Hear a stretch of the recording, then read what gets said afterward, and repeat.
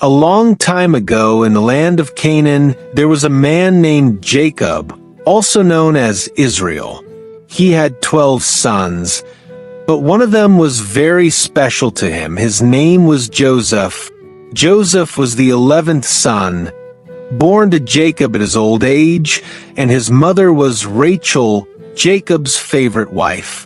Because Jacob loved Joseph more than his other sons, he gave him a very special gift, a beautiful coat of many colors. This wasn't just any coat, it was bright, elegant, and unlike anything his brothers owned. Every time Joseph wore it, his brothers felt angry and jealous, wondering why their father loved Joseph more than them. But that wasn't the only reason his brothers were upset. Joseph was different. God had given him the ability to understand dreams and their meanings. One morning, Joseph excitedly told his brothers about a dream he had. "Listen to my dream," Joseph said, his face glowing. "We were out in the field, tying up bundles of wheat. Suddenly, my bundle stood up tall, and all of your bundles gathered around mine and bowed down to it." The brothers grumbled angrily. "So, you think you're going to rule over us? You think you're better than us?" they scoffed. A few days later, Joseph had another dream. "This time, I saw the sun, the moon, and 11 stars bowing down to me," he told them eagerly. His father Jacob, who had overheard, was puzzled too. "Are you saying that your mother, your brothers, and I will bow down to you some days?" Jacob asked. Although Jacob was confused, he kept the dream in mind, wondering what it could mean. But Joseph's brothers became even angrier. They thought Joseph was acting proud, and they started hating him more and more. One day, the brothers were far away, watching their father's flocks of sheep. Jacob asked Joseph to go and check on them to make sure they were safe. Joseph put on his colorful coat and set off. As he got closer, his brothers saw him coming from a distance. The sight of his bright coat filled them with rage. "Look," one of them sneered, "here comes that dreamer. Let's get rid of him and see what happens to his dreams." When Joseph reached them, the brothers grabbed him roughly. They took off his beautiful coat and threw him into a deep, dry well. Joseph cried out, "Help! Please let me go!" But the brothers ignored his cries. While they sat down to eat and mocked Joseph, they saw a caravan of merchants traveling to Egypt with camels loaded with spices. One of the brothers, Judah, had an idea. "Instead of leaving Joseph in the well to die, let's sell him to these merchants. That way, we'll be rid of him and make some money too." The brothers agreed. They pulled Joseph out of the well and sold him to the merchants for 20 silver coins. As Joseph was carried away to Egypt, he looked back at his brothers, confused and heartbroken. His own brothers had betrayed him. To cover up what they had done, the brothers dipped Joseph's beautiful coat in goat's blood and took it to their father. "Look, father, we found this coat. Doesn't it belong to Joseph?" they said. When Jacob saw the blood-stained coat, he cried, "A wild animal must have killed my son." Jacob was heartbroken and mourned for Joseph for many days, refusing to be comforted. Meanwhile, in Egypt, Joseph was sold to a powerful man named Potiphar, who was in charge of Pharaoh's guards. Even though Joseph was far from home, he trusted God and worked hard. God blessed everything Joseph did, and soon Potiphar noticed. He made Joseph in charge of his entire household. Everything seemed to be going well until trouble came. Potiphar's wife began to notice Joseph and tried to get him to lay with her. But Joseph refused. I could never sin against God or betray my master Potiphar." He said, but Potiphar's wife was angry that Joseph rejected her. One day, she told a terrible lie about Joseph, saying he had tried to harm her. Even though Joseph was innocent, Potiphar believed his wife's story and threw Joseph into prison. Even in prison, God was with Joseph. The prison guard noticed that Joseph was responsible and put him in charge of the other prisoners. One day, two of Pharaoh's servants, the cupbearer and the baker, were thrown into prison.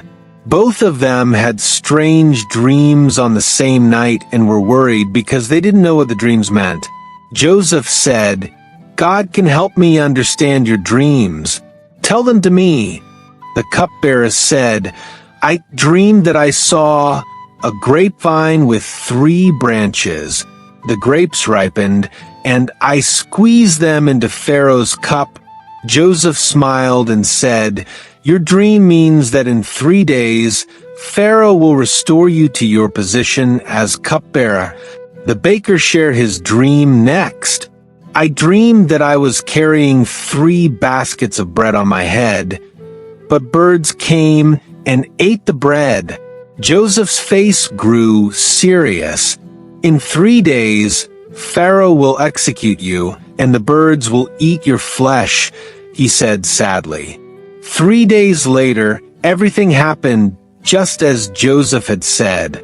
The cupbearer was restored to Pharaoh's service, but the baker was executed. Before the cupbearer left the prison, Joseph begged him, "Please remember me when you're with Pharaoh and help me get out of this place." But the cupbearer forgot all about Joseph. 2 years later, Pharaoh had 2 strange dreams that no one could explain. In the first dream, Pharaoh saw 7 fat cows and 7 skinny cows. The skinny cows ate the fat ones, but they stayed just as thin. In the second dream, he saw 7 healthy heads of grain and 7 dry, withered ones. The withered grain swallowed up the healthy ones. Pharaoh was very troubled, and none of his advisors could explain the dreams. That's when the cupbearer remembered Joseph. "Pharaoh, there's a man in prison who can explain dreams," he said. Joseph was quickly brought to Pharaoh. "I cannot explain your dreams on my own," Joseph said humbly. "But God will help me." Joseph told Pharaoh, "Both dreams mean the same thing. The 7 fat cows and 7 healthy grains mean there will be 7 years of plenty with lots of food. But the 7 skinny cows and withered grains mean there will be 7 years of famine after that. Pharaoh must store food during the good years to survive the bad years." Pharaoh was amazed at Joseph's wisdom. "God has given you great understanding," he said. "I will make you the 2nd most powerful man in Egypt. You will help us prepare for the famine." Joseph stored huge amounts of food during the 7 good years. When the famine came, people from all over came to Egypt to buy food. Even Joseph's brothers traveled to Egypt, but they didn't recognize him. However, Joseph recognized his brothers right away. Instead of revealing himself, he pretended not to know them. He spoke to them harshly and accused them of being spies. "Where have you come from?" he demanded. The brothers explained that they had come from Canaan to buy food. Joseph tested them to see if they had changed. He put them in prison for 3 days. Then he released them, but insisted that they return with their youngest brother, Benjamin, to prove they were telling the truth. Joseph also tricked them by having his servant hide his silver cup in Benjamin's bag. After they left, Joseph's servant chased after them. "Why have you stolen my master's cup?" the servant demanded. The brothers were horrified. "We didn't take anything," they insisted. But when the servants searched their bags, the cup was found in Benjamin's bag. The brothers tore their clothes in sorrow and returned to Joseph, begging for mercy.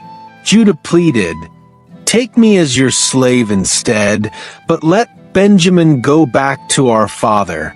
When Joseph saw how much they cared for Benjamin, he could no longer hold back his emotions. With tears in his eyes, Joseph said, "I am Joseph, your brother." The brothers were terrified, thinking Joseph would punish them. But Joseph comforted them, saying, "Don't be afraid. What you meant for harm, God used for good. He sent me here to save lives, including yours." Joseph forgave his brothers that when Jacob heard that Joseph was alive, his heart was filled with joy. Joseph and invited their entire family to live in Egypt. This story teaches us that even when life seems unfair, God has a plan. Like Joseph, we should trust God, work hard, and forgive others, no matter how hard things get. Don't miss out on the powerful lessons and inspiring stories we have in store. And tap the notification bell so you never miss a new story. Follow us for more captivating Bible adventures that will strengthen your faith and uplift your heart. Hit that subscribe button and join the Bible Storytime family today.